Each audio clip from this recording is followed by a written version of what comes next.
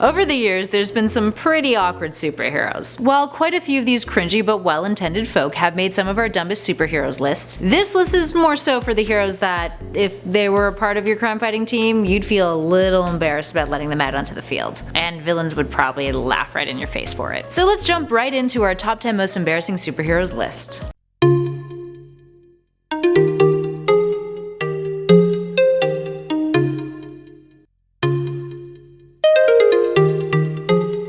And at 10 is Aquaman. Starting off this list with the head honcho of embarrassing superheroes, we have the Atlantean king himself, Aquaman. Poor Arthur. He's always the butt of so many jokes, all because of his intimately psychic relationship with creatures of the sea. And yeah, I totally get it, he's kinda easy to pick on. But he's also really good at his job, guys. Yeah, he's made some poor choices before, like dropping whales on his enemies. Not really helping your image there, Arthur. But he really is an asset to the Justice League. And let's not forget, he's been around since the Golden Age. Longevity is key. Plus, he arguably has the hottest girlfriend out of all of the Justice League members, so clearly something's gotta give. And at 9 is Squirrel Girl. So before I begin on this number, I just want to say that I think Squirrel Girl has evolved into a really cool character over the years. So we're gonna be focusing on her earlier appearances, where she looked like this. Yeah, I can see why characters in the Marvel Universe would be pulling at their collars when she arrived on the scene. That being said, she's undermined a whole lot of them in her days. And guess what? Attack by squirrels. Yeah, those villains never saw it coming. This just goes to show that if people ever call you an embarrassment,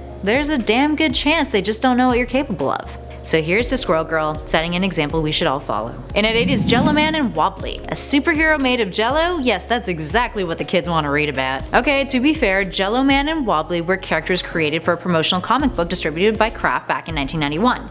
But let's think about this. Just how much might and ability does a walking piece of jello really have? And Jello's purpose in life? To make sure nothing comes between Jello and the children who actually want to eat it.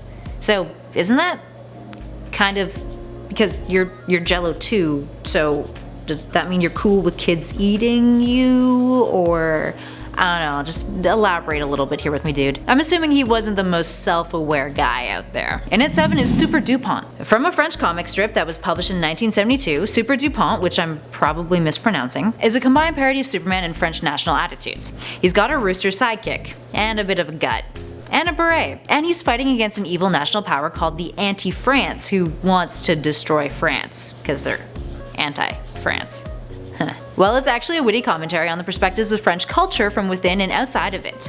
But Super Dupont is still not the kind of hero you'd really want saving you. You could choose what hero could save you. I guess you don't really have a choice in the matter. But he loves smoking cigarettes, drinking red wine, and eats French cheese. He also refuses to be painted with China ink. So there's that. And at 6 is Color Kid. So there's this great league of superheroes, and it's called the Legion of Substitute Heroes. So basically the superheroes that couldn't get into the Legion of Superheroes goes to Legion of Substitute Heroes. And Color Kid is definitely a member of this team. What does Color Kid do? He has the ability to change colors, like touching things and changing colors. So of course the Legion was like, bro, you're kind of useless. And actually, yes, useless was the word that they used. And he's like, nah guys, I'm valuable too, and then joined the Legion of Substitute Heroes. I mean, he probably could have had a great career in interior design though, so missed opportunity there, dude. And at 5 is Gin Genie. What's more embarrassing than having to fight crime with your alcoholic friend who sometimes beats you up? Well, I'm sure there's a lot more embarrassing things out there, but I can imagine that at the time, hanging with Gin Genie while she verbally and physically abuses you to distract from the issue that she has greater problems is, well, pretty bad. Her power comes from her being drunk, and while it's actually kind of effective, it isn't really worth it, because the gin kinda does get the best of her. And at 4 is Doll Man. Doll Man was a Golden Age creation, first appearing in Future Comics 77 via Quality Comics, and was created by Will Eisner. While the man is a genius, he's not always infallible, friends, and here's an example. Anyway, Doll Man wore a tiny onesie tight, and a cape,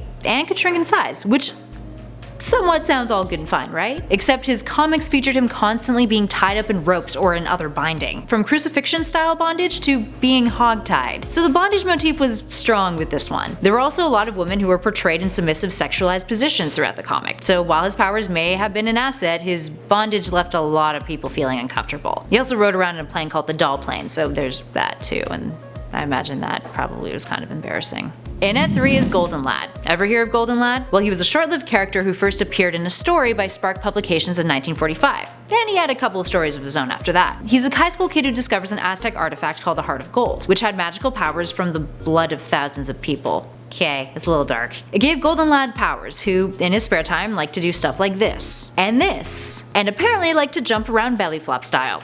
Often. And was sometimes kind of slow. Yeah, enough said. Also, his name is Golden Lad, and that's kind of lame. And in our number 2 spot is Arm Fall Off Boy.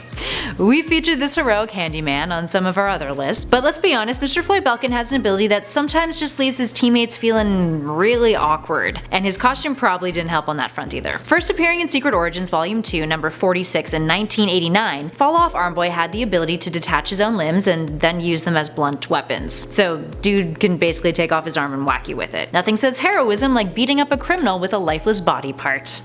Joy. Let's just hope that he kept it to his arms and his legs. And at number 1 is Matter Eater Lad.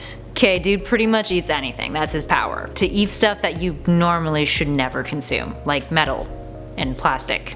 And he saves the day by eating fences. Sure, yeah, he can eat stuff like stun beam rays, which would probably be helpful when not trying to get shot at, but even his teammates are constantly like, whoa, dude, really? You want to eat a ray gun for lunch? That's fucking weird, bro. And like you're freaking out Cosmic Boy a little bit over here. And also please stop eating all of our expensive stuff. We really don't have insurance for this shit. There we have it, friends. Any superheroes you think are super embarrassing that we should have included? Should we do a part 2 of this list? I really think we should.